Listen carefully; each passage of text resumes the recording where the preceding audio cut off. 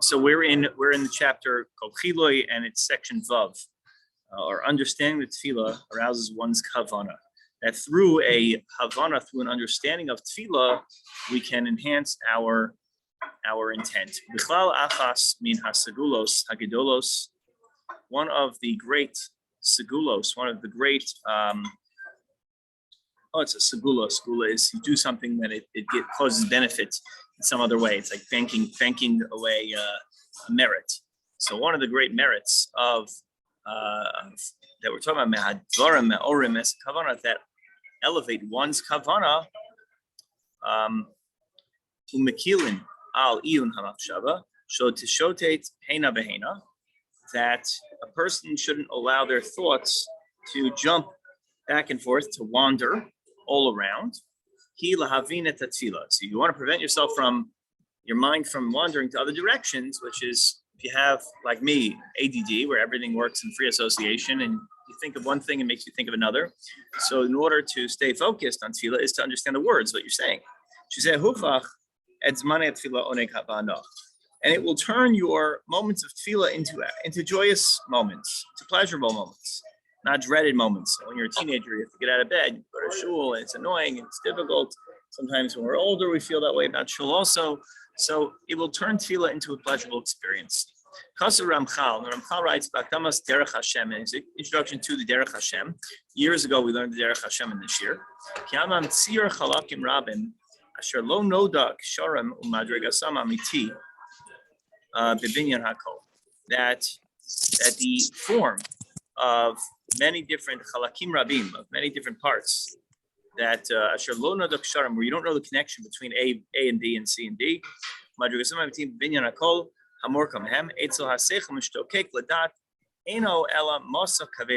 So what happens is, when you string together a series of non sequiturs, a series of statements that don't really fit together, what happens to us is we see, there's no point. I'm just saying this, and then I'm saying that, and I'm praying for this, and then throw in a haluk over there, and the whole thing is just a bunch of different phrases that don't tie in together, or a bunch of different requests that have no connection, no seder.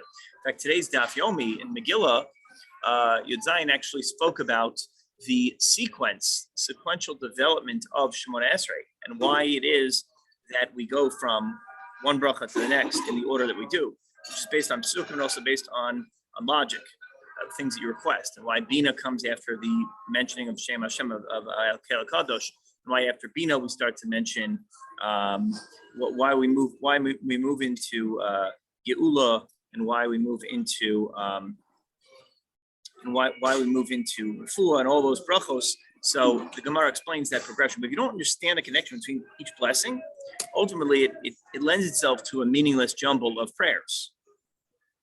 So ve'enachas, and therefore what happens is, l'das eno elamasa, it's a burden, it's heavy, it has no joy. Sheyiga bo v'yamel, and then you have to trudge through it. You have to put effort into it.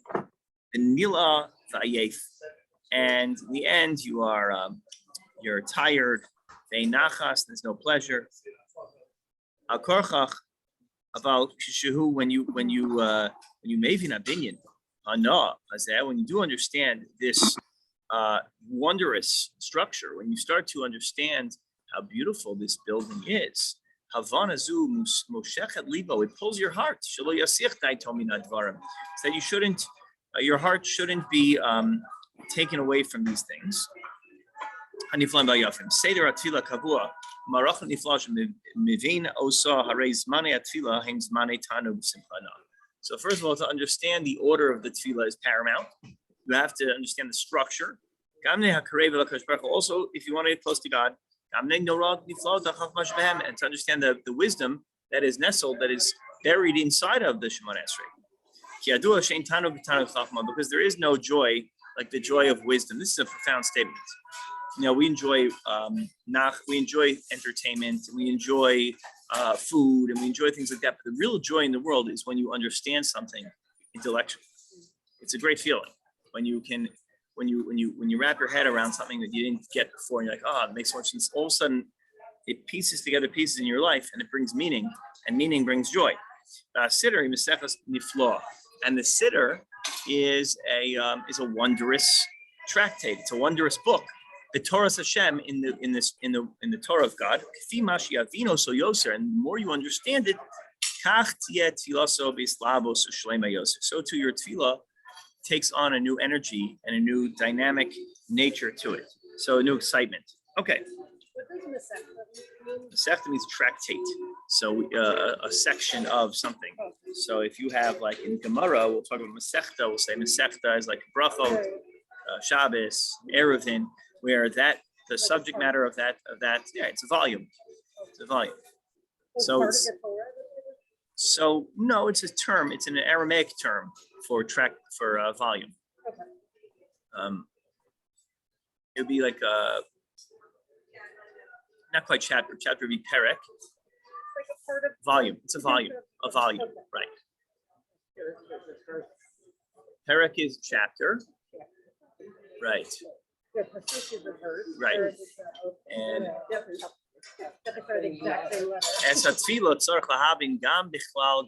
now we have to understand tefillah both in general and specifically, particularly. That's the bottom of 233.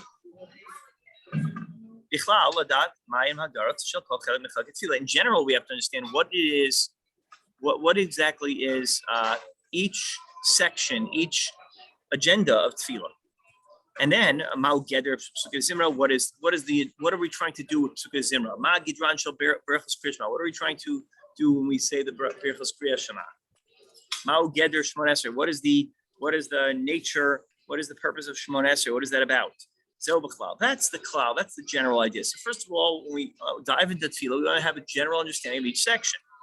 Ubiprat, specifically the particular understanding. Sarach ladat muvno biro shel kol prat to prat. That means to dive into each verse, dive into each section, and to understand specifically what exactly is being said at each moment. Yes, I understand my general. Like, in other words, you go to a basketball game, right? So you're at an entertainment. You're sitting in a seat. You're in a stadium. There's two teams playing each other. You may have a sense of that a basket means a score, but then to understand the pratim of how it works, how the quarters are broken down, how many minutes, and how penalties work, and foul shots, and 3-pointers and 2-pointers, and all sorts of what's a rebound, to understand those pratim, that would be the specific, that would be the prat. So klal is to understand in general, what are we doing? Why am I here, right? Like you take someone out on the street and they bring him into a shul and they've never seen a shul before, they don't even know what this is, right? Then specifically, what is Naran Kodesh, right? The general ideas, and specifically, what am I doing here in this section? What is Psukkah de Zimra? What is Shema? What is Shemon Esrei? Now each verse, breaking up the Shemon Esrei between each component. Okay, so here he says here, Prat Tzarech Ladas, Uma Biuro Kol Prat Prat, Mekubal B'Shem Rabbeinu Itzla Blazer, and it is something that we have in the name of Rav Itzla Blazer, Zechuto Yagain Aleinu.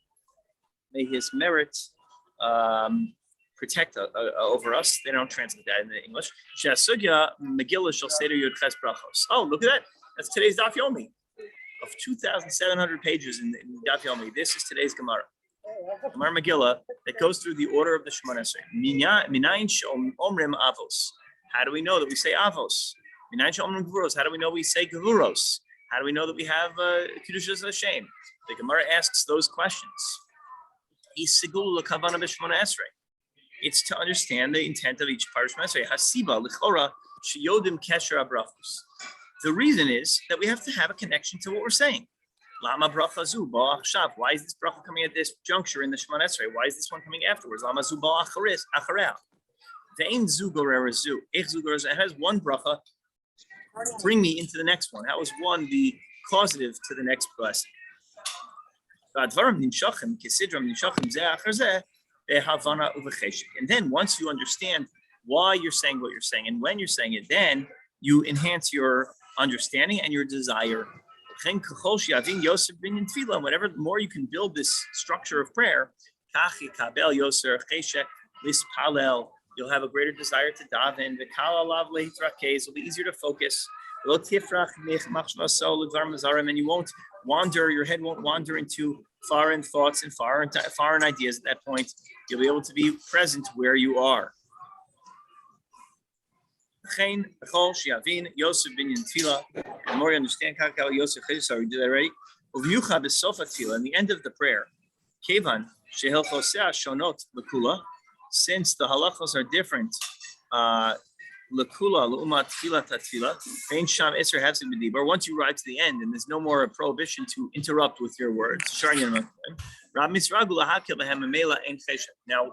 spoke about last week how sometimes at the end of davening, people don't understand they have to back down the ladder. This week, we're saying that if you don't appreciate that there's importance to the substance in the end of the davening, it's when people usually start to talk. My favorite word is a word that I learned from my Rebbe, Zifron Levracha, who just passed away, my label do. It's the word perambulate. Perambulate. It's a silent B. Perambulate. He used to teach us SAT words because he taught English, French, Spanish, Shakespeare. He taught Latin. He taught everything. So he was a Renaissance man. So he knew all of Shakespeare, okay, knew all things. So he used to teach us SAT words. So at parent-teacher night, after he would give his presentation, he said, "Feel free to perambulate around the room a little bit." What does that mean? Like ambulate, to walk around.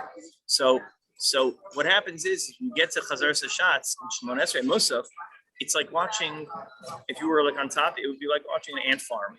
You know, like you have the rows and the shul. People are just like, they're walking around, talking this one. It's the funniest thing. I don't know what people are doing. It's like this part, I don't know what to do anymore. So we just start walking around.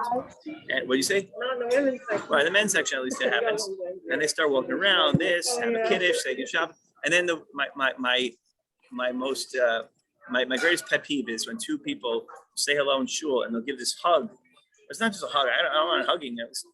Whatever. A hug is nice, but they're going to slap me. Everyone will have to hear the smack in the back, and someone will let out a cackle and a laugh. I'm like, you're in the middle of davening, and this is like absurd. And people just don't know what they're doing. They're like just walking around the room. So where does this come from? It comes from not being connected to tefillah, to having no idea what you're saying, to having no idea what it is you're trying to do, especially at the end of the davening. It's so hard to focus, and you lose part of davening. And the eitzah, the advice, to learn the essence of kol davar, the essence of each prayer. To understand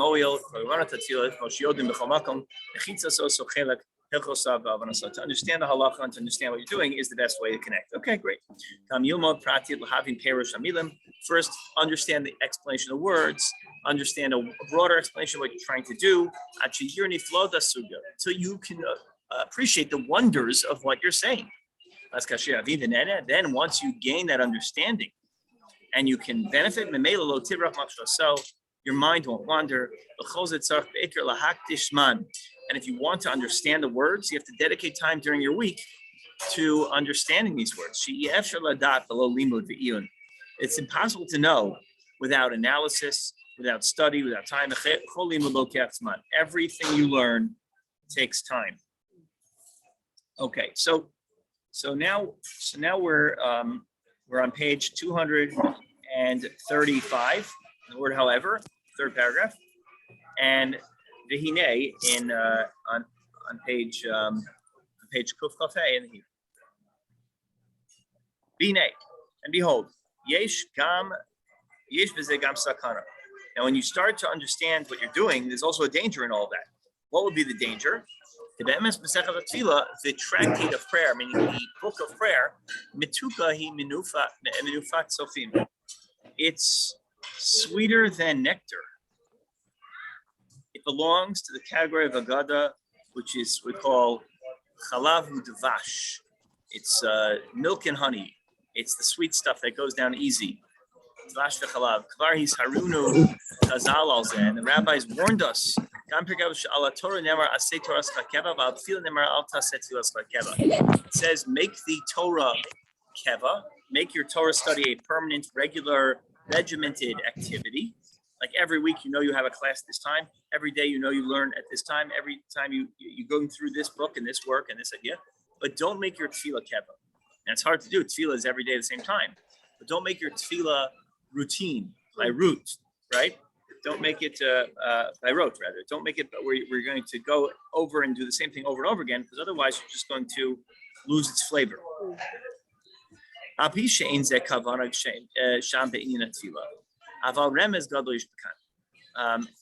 And there's a great hint in this.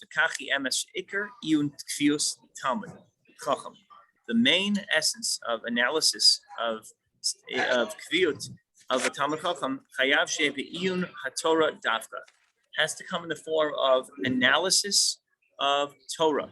In other words, by pouring into the Torah, by looking through it carefully, by understanding the depths. And the more you study tefillah, the more sweet it will be.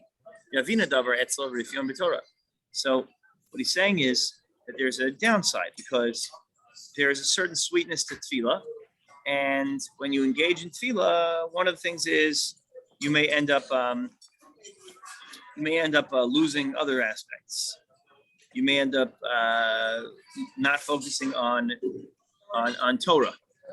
And so while you have to set up a Tefillas Torah, he's worried about students of a Gemara learning age when they're in yeshiva, putting all their attention into Perush Tefillah and not learning their Gemara, not learning about Mitzvah. That's he's concerned about, because when you're attracted by the sweeter parts of Torah, it's easy to get pulled in, and it's harder to get attracted to, I don't know, a shore, a boar, a mava, and hever, an ox that falls in a pit, and a fire that lights from one bush to another, and that's not as exciting. So why is that a problem though? It's studying. It's not really studying Torah. It's understanding your connection to God. It's more machshavat Yisrael. Tefillah is in the category of chiyuvi, it's obligation. You have to make brachos, right? But it's more than just obligation. It's also understanding your relation with God, which is a part of. Now, sometimes in yeshivas, they focus too much on Gemara and the kids have no connection to God, and no relationship. And you hear all the other religions, they talk about knowing God. In our religion, we don't. So it needs to be done. But he's worried that if it becomes an obsession, then people live in the spiritual realm all day long and not in the realm of Talmud Torah. So he's warning us not to do it. Okay, you have to understand the yeshiva perspective here. It's a very more of a Litvish perspective, not a Chassidish perspective. Remez Gadol Yishkan. You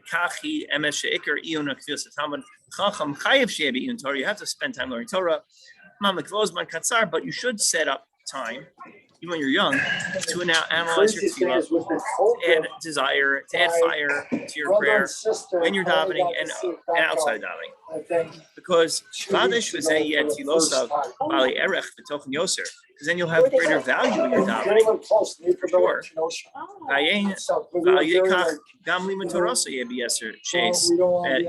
Then your limud haTorah will be with greater strength, greater emphasis. And that's the Gemara in Nida Daf Ayin. The next section is called Chilui. The next section is Zion. It's called Virtual Davening with the Tzibor. So we spoke about davening itself, understand what you're saying. But why should I daven with a congregation? Right? Like everyone said to me during the early stages of COVID when they were forced to be at home, I really enjoyed it. I took my time. The Baltimore goes too fast, too slow. So the reason why I don't buy it anymore, I used to buy it because I felt it myself. It was different. Changing things up is nice at first. It certainly is, particularly if you're trying to sing for kids, or it's nice. Anytime you change something up, it's always nice. But I doubt whether that has lasted for many people who stayed home for a long time. I noticed that at the very end, my davening was getting shorter. My attention was being drawn away. I had other things to do in the house, and I didn't want to focus on tefillah at the time. I'm in shul, I could be focused, and also I'm strengthened by something else. That is the power of the tzibor. Right. What is a tzibor? What is a congregation of mountain? What does it accomplish to have people? I was like, I just wanted to stay healthy, so so there's a practical side. Number one is a practical side that I'm surrounded by people who are on my team. Okay, let's see beyond that as well. Inyan tefillah tzibor nemar mishkan divrei saros rabim tzibor tzivrosh tiv'ab morena Pinchas Halachek, I think his name is. I'm sure would be. Wow. Who says in his tzava, it's called Rosh Hagivah, is the name of the sefer, and he writes in his tzava teaching the Zohar. It's a Kabbalistic work. He writes as follows: Parsh v'yishlach, vayar Yaakov me'od, vayira Yaakov me'od, vayetzer lo. And Yaakov was very fearful. He was frightened, and he became afraid. Right? If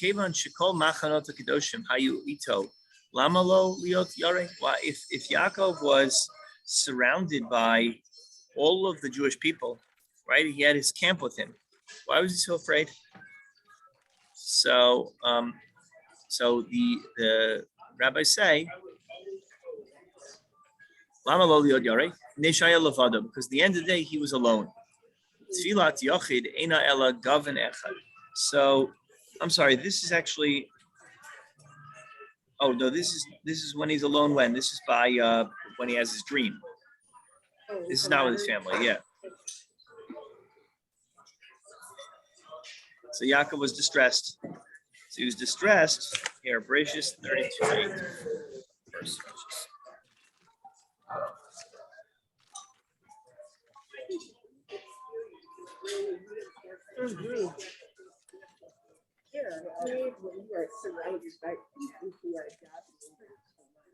Yeah, this is after. Okay, so this is after he leaves the house of Lavan, and now Yaakov becomes frightened. This is right where he divides his camp up. So it's not that he was empowered by his. He was distressed, so he divides up his people and divides up the flocks and the cattle and the camels into two camps. And he says, in Yavo Esav Machana Achas, if Esav kills this camp, at least they'll be alive. And if he kills this camp, at least they'll be alive. He divides up his people, so at least he has a chance to survive. So he explains that what really was he afraid of was that Lamaisa in his tefillah he was alone. Tefillah's Yachin Eina Ela Gavan Echad, and a tefillah of Yachin only has one form. It's not designed to be received like a tefillah tzibur. Like if you have an offense that has multiple weapons in football, you have wide receivers, and you've got tight ends, and you've got a running back, and you've got a quarterback who can move. You have all these sort of options that you can do, special teams. So if you have many options, you feel comforted going into a difficult game. Because you know that if the running game fails, you've got the receiving, the wide receivers who are capable of pulling in the long yards. And if something else fails, you got your defense that can pick up and prevent the other team from mounting up the score, building up the score. But if you don't have many weapons, then you're just basically a one-trick pony. And all of us alone are one-trick ponies. Right? We can only do one thing. We are ourselves. We have our own prayers. We have our own needs, our own worries, our anxieties, our own advantages and disadvantages. And that's all we could bring to the table. That's all we're capable of bringing to the table. So that's what happens when you're alone. There's a malach named Sandalphon. It's an acronym for something else. But that's the malach's name, whose job it is to usher the tefillos of the Jewish people. What that malach is designed to do is to take all the tefillos and to weave it together into a tapestry to form the crown of God. The tefillos in Yisrael. He takes the tefillos and weaves them together into a beautiful form. Where are you? I have no idea. Does not translate this? Oh yeah, the prayer of Tzibor. Hashem is crowned by it. Yeah, according to the degree of each person's righteousness, alacrity, joy of heart. At some time, tefillah, the hues, the color come out. Some people pray from so he's not explaining all of these ideas inside the English. I guess he didn't want to translate. They didn't want to translate this. I don't know why. Okay, but to gather all the tefillos together, and it makes a tapestry. Now we're on the top of 237. The tefillah tzibor that includes many different types of colors. It makes a crown for God. But a tefillah of an individual, shirat goven echad, which is one form. It's monochromatic. You can't weave something out of one color. It doesn't form a picture. It doesn't form anything. And we can explain in these books that we listed above the wonders of tefillah with the congregation. Each person according to their traits. We all have different merits. We all have different strengths. B'tzedek, righteousness, the joy that one person has, so you have unique colors that come forth from your words. Some daven from a place of sadness of the heart, and they bring out bitterness in their hearts and sadness. The yesh mitoch osher, and some bring out wealth in their tefillah. The yesh mitoch oni, and some from poverty, and some bring out yesh mitoch simcha shel mitzvah. Some bring out joy of mitzvah. Yesh mitoch Torah. Some people come, they're Talmidei Chachamim, and they don't, and they come with a joy of Torah into tefillah. Mitoch tzedek, some from sense of righteousness. The people are very yashar, they live life by the rules. Yesh mitoch tshuva, and some people a sense of brokenness, but now they're repenting and come back to God. Yesh mitoch tainus, some people are fasting, and because they're putting their body through this difficulty, this test, they're more humbled. Lo gavan shel zeh kigam shel zeh, and no one's prayer is like another one's prayer. And when all of these types of tefillas come together into the orchestra that is the tzibor, yesh po peshu mafik margaliot betefillah, so yesh po shemalhiv zekukin dinor v'avanim tovos. Some mouths produce pearls, while others bring out flashes of fire and jewels. It's beautiful. Yesh po shemalhiv zekukin dinor v'avanim tovos.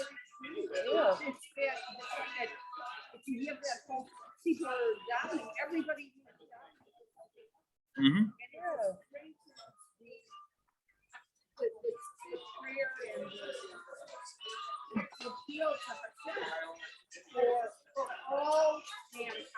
That's the idea that everyone's bringing their own thing, and then and in the background you hear like this 60s music, right?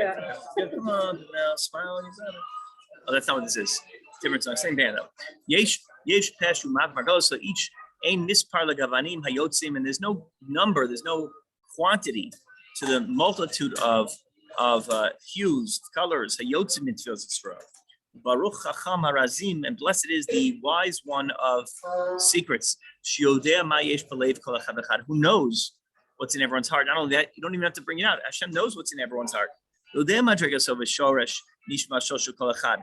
Now lahavdil, I don't think I'm even in a million years like this. But when you have the advantage of facing the tzibur and davening, sometimes I take a moment to look around and I think about what's going on in people's lives, that I know a little bit about. This person's sick, and this one's davening for a shidduch, and this one's dying for parnas, and this one's struggling with mental illness. This one, and I'm thinking about all this stuff going on. This one just had a great day, and this one became partner in their law firm. And you're looking around and you see, wow, there's a lot of different kochos in this room: sadness, strength, of joy, of anxiety, and it's all weaving together, and that's the Atara of Hashem looks like. That's the crown of God, as we're doing it. Kol yofi shel Atara, the beauty of the crown of God, right? That's what it says, that the Kol Tainus she'ein ba Poshe Yisrael. Any fast day that doesn't have sinners is not a fast day. You can't say that it's not inclusive. Kol yofi. That's why the Ketoret, the incense, included 11 ingredients, and among the 11 ingredients is the acrid, foul-smelling chelbana, which Chazal felt that it smells terrible, and one of those options, and if you don't have it, the ketoret is puzzle. It's not good. So you need the horrible odor also in there. So that's why when you see someone in shul that bothers you, everyone is bothered by different types of personalities. You have to remember that this one fits for me, and this one makes sense to me, and all of it is part of Hashem's tapestry. And without all of them, it would be impossible to form a tzibur, right? What does tzibur stand for? Tzadikim, Beinonim, and Rishoyim, right? Righteous, middle of the road, and Rishoyim. Some tziburs have more tzadikim, some tziburs have more Beinonim, and some have more Rishoyim. I think it's good to look at the yeah, I love that. And then when you don't come to shul, you take away from your voice that is needed for the tzibur. Right, your unique predicament, your unique prayer is necessary. Someone says, well, I don't feel it when I'm in shul, or this tzibur doesn't do it for me. That's the most selfish thing you could ever say. Who's to say that they're here for you? You're here for them, right? You're supposed to enhance their tefillah. And then if everyone had that attitude, it would be if you really think about that, then the tefillah would be gewaldic. It would be beyond the belief. Everyone would be really zoned in. But I think it's also people's obligation. Like if you give a small menu, small, If you don't go, Yeah, it's on you. then Yeah, it's on you. And I mean, it everyone's affected. strengthens Yeah. your resolve to be there. Involved. Yeah. Right. If So- you have a non- So it's interesting he speaks in forms of hues and colors. Like there's people who see the world in terms of shades and Yeah. colors, what they mean to them. I mean, that's never done it for me, but I get that. I've heard people speak about that, like emotions in forms of colors. There's a medical term for that. Psychotic. But there's a thing where people see emotion, they see color Right, associated with it. right. No, I'm colorblind. Are you really? No, I'm Oh, doing okay. some political. That's what I'm No, like. No, but what he's saying is like emotional states. Yeah. He's seeing as hues, like That's cool. green and red and white I and like black. that. So it's interesting. Kol tanis she'ein ba poshi Yisrael ein tanis.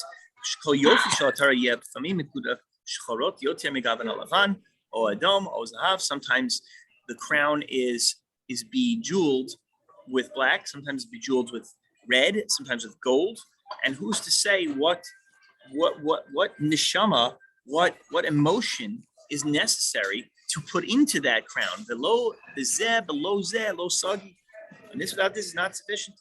When they come together, that's klilat yofi. That's klilat yofi. Klilat yofi is a term for the base of mikdash, but it's also klilat yofi means the collection of beauty. If you didn't have one hue in it, it would be lacking. The yesh lanu lilmod musar. Yaakov, we can learn this rebuke from Yaakov Shaya Bechir Shabbat, who is called the choicest of the avos. He's the perfection. After Avram and Yitzchak filtered down to Yaakov, and if there was one image that was carved into the throne of God, Kabbalah, it's the image of Yaakov. He didn't want to rely upon his own individual prayers. What do you do? What do you do for these people who have a shul in their community and they refuse to go in? They're going to do on their own. They're going to be, it's the ultimate statement of misanthropic attitude. I don't need these other people. They don't need me. Mission is palim. It's tzibur. When you daven with a tzibur, gam misha ein lo madrega gavoa mitzaref. Someone even on a lower level gets elevated. Tefillah, so tefillah is called tzibur. Leo tefillah, so keter shel per l'chalamim. There's tefillah should be a crown for the chai olamim, crown for Hashem, the one who lives forever. So this idea will stop here. We have really two more sections in Chiloi, where we're going to talk about that was Tefillah B'Tzibor, and next we're going to talk about times in which are particularly favorable for Tefillah, and after that we'll move into a Tefillah through shaking and trembling. Right? Why we shake, why we shuckle, why we have to experience awe and fear in our prayers. I like that part. I really like how he says it. Because I feel like